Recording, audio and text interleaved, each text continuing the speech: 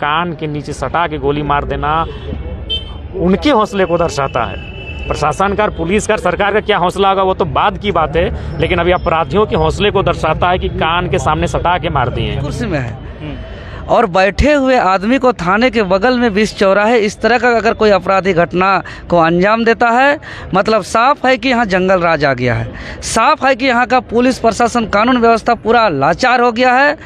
और आपने देखा कि लॉ एंड ऑर्डर को लेकर लगातार जो है सवाल खड़े हो रहे हैं। अभी आपने देखा जो राजधानी की बात करें, सीएम हाउस जो है उसी क्षेत्र में पड़ता है और वहाँ पे इतनी बड़ी घटना है, दिन दहाड़े गोली मार दी जाती है। कैसे देखते हैं घटना को?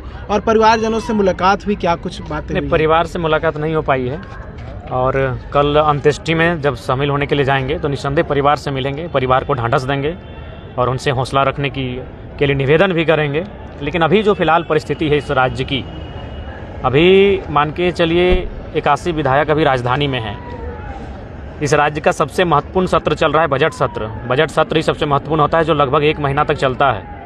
यानी इस राज्य के सारे माननीय राजधानी में है, बजट सत्र चल रहा है और उस समय अवधि में अगर रांची में एक के बाद एक लगातार हत्याएं हो जाना, मर्डर कर दिया जाना, कहीं ना कहीं विधि व्यवस्था पर सवाल खड़ा होता है। ऐसा प्रतीत हो रहा है कि जो मारने वाले हैं वो जेब में बंदूक लेके घूम रहे हैं।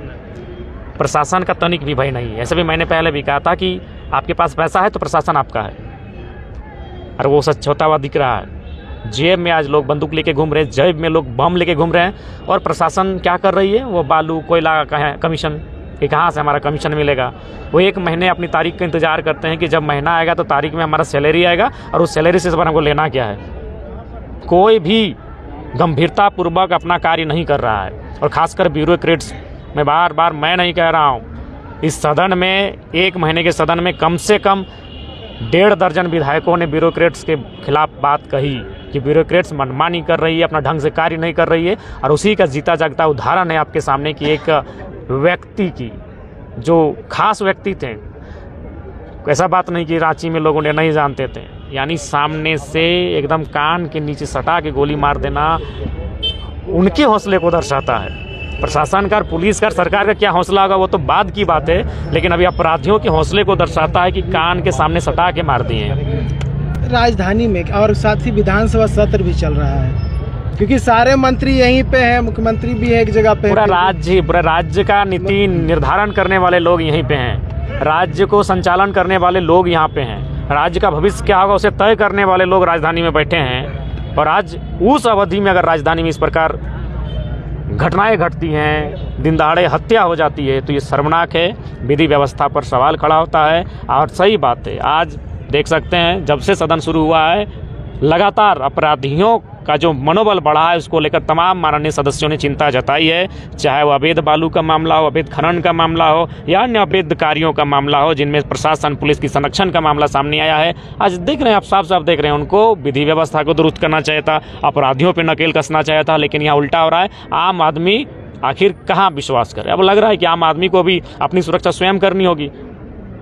आज अब इस व्यवस्था पर बिल्कुल भी विश्वास उनका चरमरा रहा है। दिन दहाड़े आप कोई मारता, 10 तल्ले इमारत के ऊपर से गोली मारता तो समझ में आता, पेड़ के नीचे ऊपर बैठ के गोली मारता तो समझ में आता, गाड़ी में बैठकर 110 का 20 का स्पीड में मार के पार हो जाए तो समझ में आता है।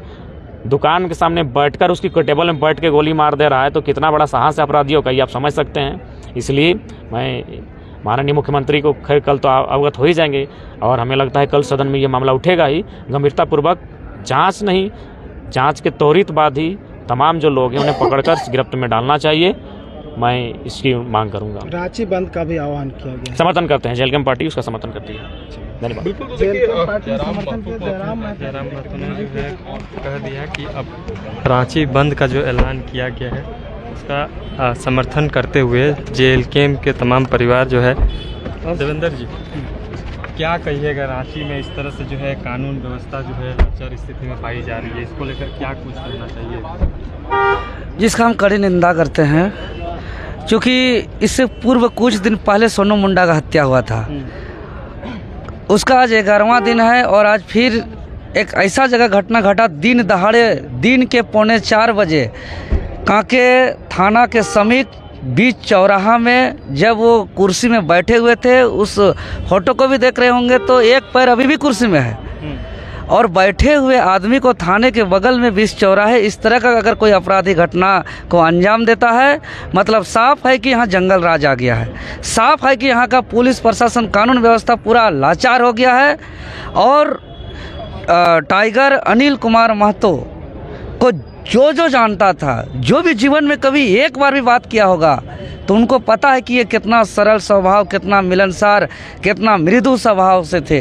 वो किसी से शत्रुता, किसी से दुश्मनी, किसी से ऊंच नीच का बात करना, ये तो उनका नेचर में था ही नहीं, वो जानते भी नहीं थे। इतना सरल स्वभाव, विनम्र आदमी को हत्या करना, ये राज्य के लिए अपूरणीय क्षति है, और इसका जितना निंदा करें इसका कम है। इसलिए इसको हम लोग बर्दाश्त नहीं करेंगे। हम लोग कल पूरा संपूर्ण झारखंड बंदी का आह्वान किए हैं, जो सुबह 6 बजे से लेकर 24 घंटा पूरा बंद रहेगा। बंदी से जो आवश्यक है, चाहे वो मेडिकल का हो, एम्बुलेंस हो, दूध वाला गाड़ी हो, फल सब्जी वाला हो, आवश्यक वस्तु छोड़ करके बाकी सब बंद रहेगा।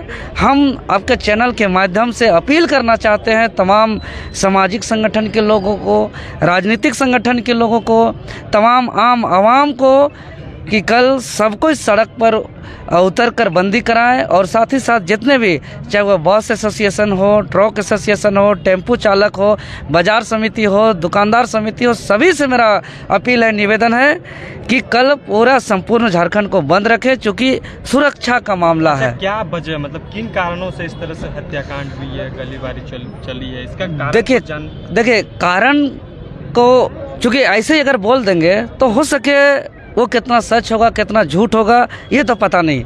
लेकिन हम पूरा कारण का तह तक फैक्ट को जानने के लिए इस पूरे प्रकरण का, इस पूरे हत्याकांड का हम सीबीआई जांच से मांग करते हैं कि सीबीआई जांच किया जाए, चूँकि ये बार बार हत्या हो रहा है। वही कांके चौक में 2 साल पहले एक और घटना घटा था, वो भी हत्या था, और जो गाड़ी पकड़ा गया है वो BR नंबर है। तो कहीं ना कहीं कहां से कहां क्या तारा। देखिए, आपका CGL मामला पर 8 गिरफ्तार किया, उसमें 4 औरंगाबाद का है। सरगना का असली मास्टरमाइंड गोरखपुर का बताया जा रहा है, लेकिन वो पकड़ा नहीं गया है। तो जिनको पकड़ा गया है, इससे संतुष्ट होने की बात नहीं है।